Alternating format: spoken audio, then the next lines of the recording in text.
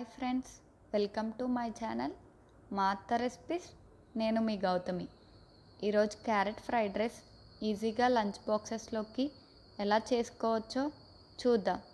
దానికి కావాల్సిన పదార్థాలు ఏంటో ఇప్పుడు చూద్దాం.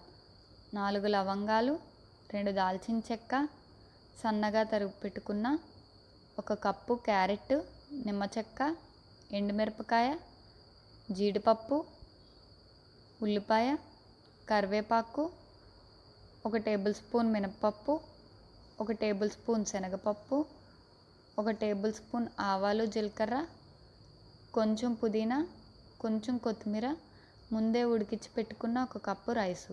ఇప్పుడు ప్రాసెస్ ఏంటో చూద్దాం. ముందుగా స్టవ్ వెలిగించుకోవాలి, బాండీ పెట్టుకోవాలి. 2 టేబుల్ స్పూన్ నూనె వేసుకోవాలి. నూనె వేడెక్కాక దాల్చిన చెక్క, లవంగాలు, మినప్పప్పు, శనగపప్పు, జీడిపప్పు, ఉల్లిపాయలు, 2 పచ్చిమిరపకాయలు, కరివేపాకు, ఎండుమిరపకాయ వేసుకొని ఫ్రై చేసుకోవాలి. అవి ఫ్రై అయ్యాక 1 కప్పు క్యారెట్ వేసుకోవాలి.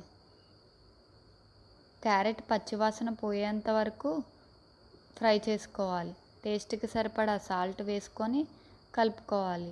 ముందుగా ఉడికించి పెట్టుకున్న రైస్ని వేసుకొని బాగా మిక్స్ అయ్యేలాగా కలుపుకోవాలి. లాస్ట్లో నిమ్మ చెక్క వేసుకొని ఒకసారి కలుపుకోవాలి. కొత్తిమీర పుదీనాతో గార్నిష్ చేసి సర్వ్ చేసుకుంటే ఎంతో సింపుల్గా క్యారెట్ ఫ్రైడ్ రైస్ రెడీ అయిపోతుంది.